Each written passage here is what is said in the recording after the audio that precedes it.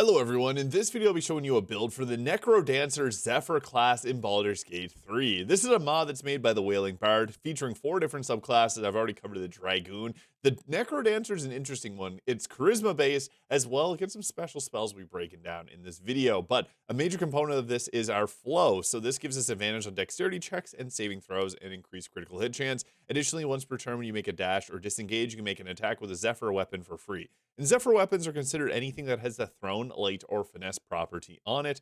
And we also get our windborne strike here. When we have light armor or below, we get increased movement speed by 1.5 meters, and we can use dexterity to determine our jump distance instead of strength. And we also only use 1.5 meters movement speed to get back up off our feet. Now, this build does require us to have some points in our charisma here for the spell casting that it does. So I'd actually recommend to put this stat up to 16 dex, and 14 constitution works well. So you can roll with the stat spread of this, although you could change the charisma with constitution if you wanted to have a bit more survivability in the early game. Now, level 2, we get a really nice ability. So our base armor class now becomes 13 plus dexterity modifier instead of 10. So this is great because, yeah, you can do this while wearing light armor. We also get the dodge ability as an action to give attack rolls against us disadvantage and advantage on dexterity saving throws. And we also get the bonus action dash and disengage, which is great because then we get a free attack afterwards. It's like a better version of the rogue. Now, for the subclasses, I will likely cover some other ones, so let me know which of these you find most interesting, but today we'll be covering the Necrodancer. So you have a gift. The restless dead pesters and badger you. Channeling these ghosts allows you to work dread magic for whatever end you choose. So we get some subclass features, ectoplasm points. These are what we use to cast our spells. You have points equal to half your ZEPHYR level rounded up, and spells will have different costs associated. And when we're in our flow, we also make attacks and deal necrotic damage instead of the weapon's usual damage type. Kind of cool. Necrotic damage is resisted often in Act 2, so just a heads up on that. Charm and Grave Rasp. So we get a special necromancy spell here, depending on which. Basically, this attack here is going to grab up and restrain a target in place, but other people can grab them and free them from this. This does require a concentration. And Charm Person here charms a humanoid, preventing it from attacking you. Wisdom save. We also get the Channel Spirit, so call upon a restless soul. You know, depending on the spirit you choose, you may gain a new spell. So we get that new spell and new effects while in our flow. We get to choose from the Unquiet Spirits here. So this one will give us Tasha's Hideous Laughter. And when we're in flow, channeling the spirit, you gain advantage on intelligence, wisdom, and charisma saving throws against spells. That's really good. At higher levels, we then get Crown of Madness, Hypnotic Pattern, and Confusion. So those are the spells associated. There's also the Spirit of Despair, which will give us the Sleep, Silence, Slow, and Ever's Black Tentacles. As well, when we're in our flow state, once per turn when you hit a creature with the ZEPHYR weapon, you can force disadvantage on their next attack, roll, or saving throw before the end of your next turn. The Spirit of Hate gives you Hellish Rebuke, and on top of this, you also reroll any 1s and 2s with damage. You also then get the Ray of Enfeeblement, Bestow Curse, and Banishment spell. The Spirit of Hubris gives us Command, which is a really good spell. And when we're in our flow and channeling the Spirit, you add a 1d6 to any failed save or attack roll at the cost of taking 1d6 of damage. Then we also get the Enthrall, Freedom of Movement, and Grasp Flight. And then the Spirit of Terror gives us the Web spell, Invisibility, Fear, and the Phantasmal Killer. In addition, when we're in our flow, you frighten enemies for a turn whenever you score a critical hit with a ZEPHYR weapon, kind of similar to the Mortal Reminder from the Warlock. Honestly, I think the Spirit of Delirium here is so good because getting advantage on the mental saves is super useful. And then getting the Spirit of Hubris here, adding an additional 1d6 any failed save is also great. But Command is such a good spell. These two have some great spells associated with them, so those are my choices. But if you like another, you can go with that one instead. Now, at level 4, we get our Swift Reflexes, adding half our proficiency bonus rounded up to our initiative. Additionally, when we enter combat, we can expend 1 use of our reaction to immediately activate our flow feature, which is really useful. Now, for this, I would recommend going with an increase to our dexterity first, or the alert feed. Both of these are pretty useful choices. Level 5, get a lot of choices. So we get an additional flow charge, an additional reaction, a whirlwind strike, so your whirlwind of violence, eviscerating enemies. When a creature within your reach is attacked by a creature, you can use a reaction to immediately make 1 extra attack against them. This is really good. We can attack often.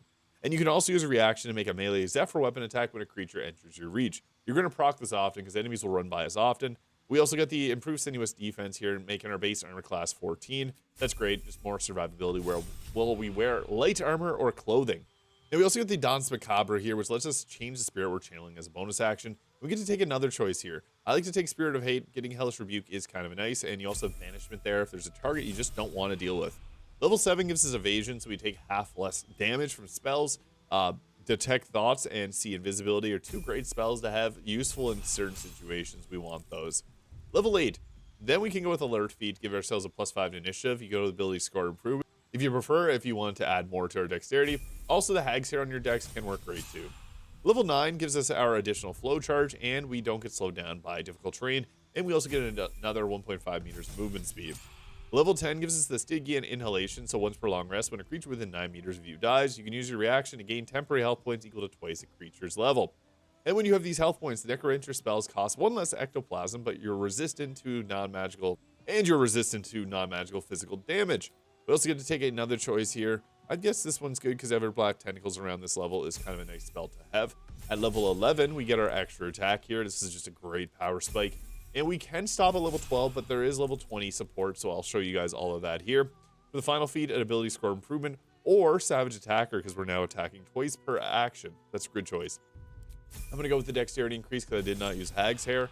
Level 13 gives us another flow charge. We get Footloose. You have advantage on saving throws against being paralyzed or restrained. And we get an improved armor class to 15 when we're wearing light armor. We also get the Mortal Terror here when we frighten a target using 5 ectoplasm points. And when frightened in this way, you deal an additional 1d4 psychic damage whenever you hit it with a spell or attack. And when it focuses on you, it has to do a Dexterity save or get knocked prone. You also get Speak with the Dead, which is great. There's also an amulet at the very start of the game with this if you wanted it. And level 14 gives it our Feather Steps. You can run around surfaces and feel light as air. You cannot be enwebbed or entangled, and nor can you slip on grease or ice. That's pretty good.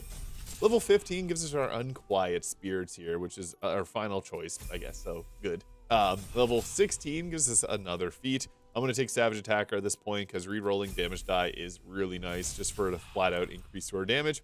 Another flow charge, and when you use your reaction, you can make an unarmed or weapon attack. You grant yourself 2 extra reactions until the end of your next turn instead of just 1. Pretty good. Yeah, we use a lot of reactions, and when enemies run around, we're going to attack them. We also get the Harrying attack here at level 18. When you hit a creature with a Zephyr weapon, one ally within 9 meters can use a reaction to make a weapon or unarmed attack against another attacker. Pretty huge. We also get Death Ward. That's nice to have and it feels thematic.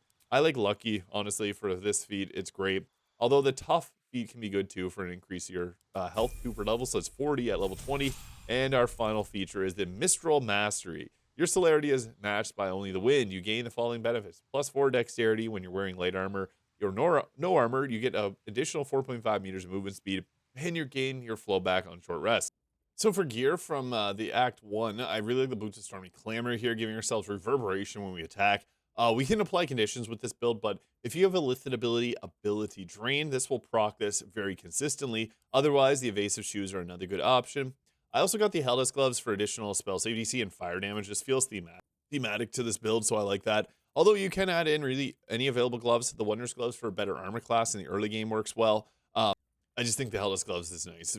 For mod builds, I really use whatever is available. Now, armor-based choices, we can get the highest armor class if we use clothing, because this puts the +5 from the Sinuous Defense, +7 from our Dexterity, +1 from Ring of Protection, and then +2 from the Vest of Soul Rejuvenation. And what's even crazier is we can get this even higher.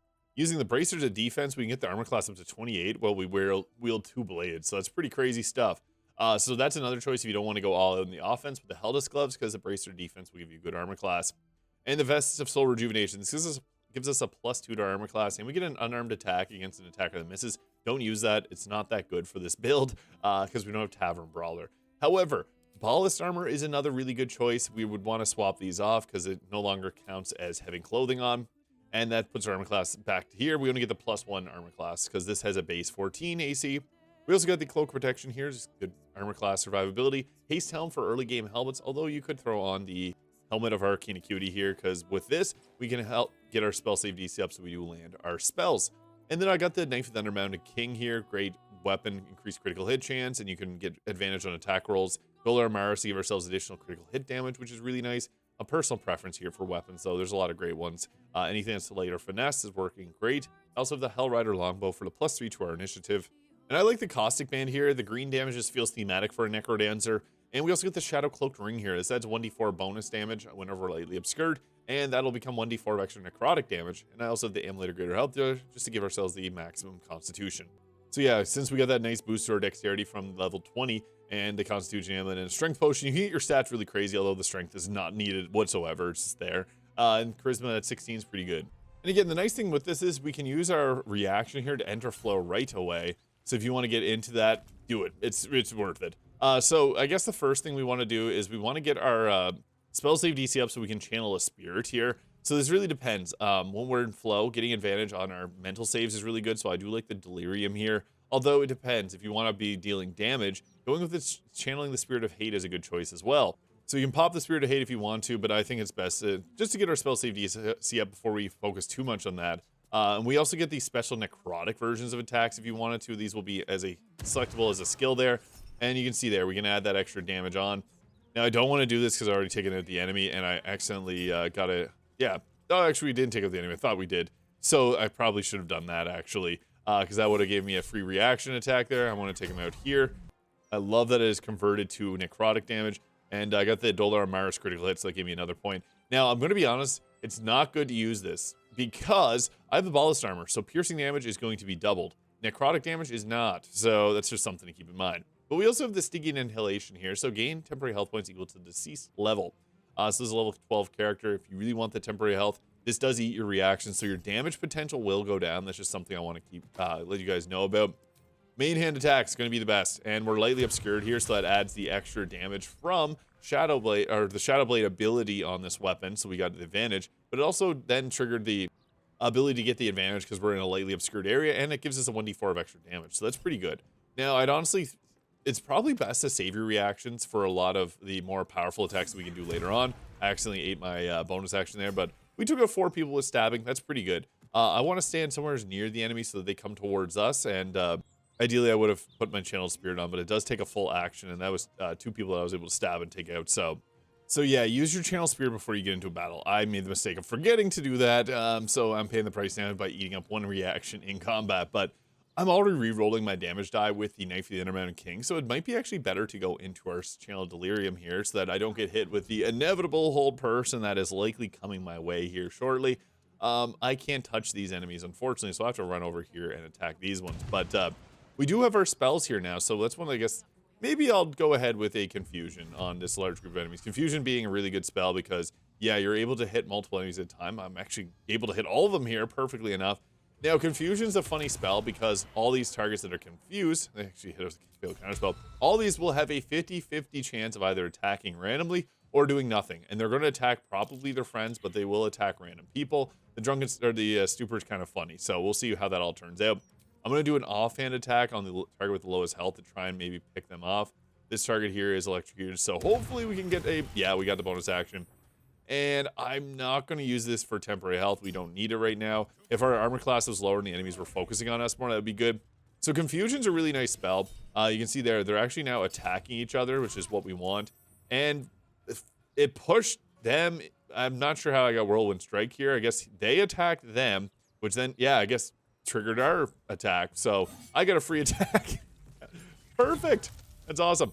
So Confusion pairs very well with this class because then you can get your Whirlwind Strike off. That's something funny I didn't think would happen, but Confusion, there's an example of them attacking me. They just attack a random target. Oh, and they're confused and they hit me with slow. This is not going too hot, but hey, it happens. Oh, I got hit with command too. I'm supposed to have advantage on these saves, but I'm just getting the worst luck getting hit with all of these. Oh my god, I'm just kidding with the command wombo combo. This is supposed to help me. I'm literally just gonna die to this. Oh my god, another command. This is not going well. Everyone's dead. And another command after getting hit with 5 critical hits. What is happening? Where is all my luck? What is going on? I swear to god. Alright, 6 turns of getting hit with command back to back and all my team dying.